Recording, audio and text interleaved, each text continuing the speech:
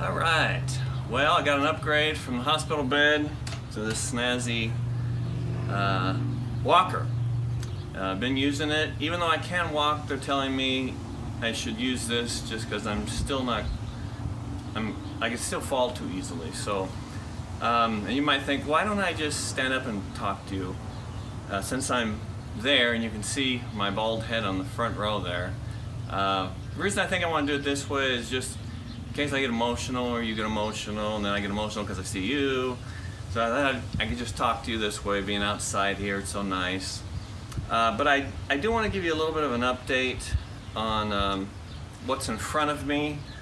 I know on the internet, everyone's so relieved that I'm home, and I am too. It was amazing to be back in my own bed. It was so nice, and being home and everything. Been around the town a few times, seeing people all over the place, and it's amazing how everybody seems to know about this. And I know there's just a lot of gladness that I'm home, and I look good. I've been told I look good, but I want to tell you that I just want to really sort of give a sober thing today. Is the easy part's over.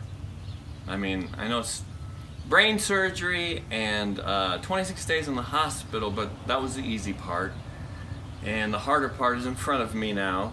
And so I'm just trying to say the battle is just beginning, and I want you to be aware of it. They have recommended, I don't know that I'll get this, but for rehab, they've recommended that I have 6 weeks of rehab and 6 hours a day, 5 days a week. That's pretty intense. I don't know that they'll get it with the insurance, but there's still damage in the brain that they're trying to work on and to get me to recover fully. And that's why I'm using a walker, not going to drive, do anything like that. So that's in front of me still. And then oncology, I'll go there tomorrow. And I know I've sort of used this word, it's aggressive cancer, and it is very aggressive. In fact, when I first read the statistics, I felt fear rise in me. I had to stop reading, and I had to stir up my faith. But it is a very deadly form of cancer. The survival rates are not good. And even if I do get this tumor killed, the tumors usually grow back in most people. So those are the things that you may not know, and I haven't really said yet, but I need a miracle, basically. And so everyone's relieved, I'm home, I look good, but I need you to know the battle's hardly begun of the fight that we have to do with this cancer. And so fight on. I call you to war. And what I want to ask you to do is find one scripture. Now, Cheryl reads a scripture over me every day. It's the one with David and Goliath.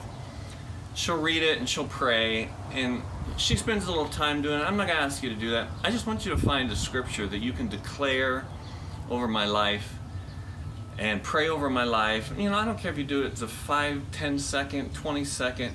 It's a daily battle for my healing. I know somebody on Facebook, every time I see their name, and whatever post it is, they just put, by his stripes you are healed. And I like that, because they're just declaring a scripture over my life. So I'm going to encourage you to find a scripture or a prayer, just a prayer that, man, I'm going to pray this over Mike's life. I want to teach every opportunity I have the chance. And as you well know, with chemotherapy, I can have good days and bad days. I'll have times when I'm weak. I could be totally planning on preaching, and I'm wake up and it's just like I can't do it. Or maybe I had a meeting planned with you, maybe a counseling or just a meeting or a lunch, and please don't be offended if I call and cancel, because there'll be days when it will be tougher than other days. So, and again, I'm going to tell you, don't feel sorry for me. there are people that have it so much worse than I have it, way worse. There's children all over the world that have cancer, that are in cancer hospitals, that don't survive. And I know Jesus. And for me to live as Christ, to die is even gain. And I've told you that many times. I want to live. And I want to serve this church and my family and be here. But I understand that people who love Jesus die. And the majority of martyrs are never delivered from the lion's den. We have one lion den story in the Bible. We have one Shadrach, Meshach, and Abednego story in the Bible.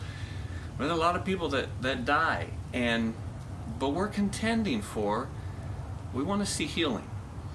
And so that's my encouragement to you is, I have joy and I have peace. And I want you to have joy and I want you to have peace. And I just want us to fight. And something I want to do, it was already said probably in the second service, but the little kids prayed for Cheryl every week. They would gather around her and she would sweat because 10 kids had their hands on her, but she had the kids pray for her. And I'm asking the kids in the second service, come up and pray for me. And just pray, let's see, we're believing for God to do this healing. So that's what's in front of us. And I want to fight this fight with you, and I want to shepherd and pastor this church with the strength that I have. And luckily we've got a lot of wonderful helpers and a lot of great pastors and a lot of people that are filling the ranks to minister. When I don't have the strength, I will need help probably getting to treatment some, and my family's here to do it some, and some of you I'm sure would love to spend some time with Pastor, and that would be great. So that's just what I want to share with you this morning. Cheryl's going to share something short, and then Alyssa's got some stuff that the Lord's given her. So I probably already hugged a bunch of you, and it's great to be home, and let's just keep pressing into Jesus this morning.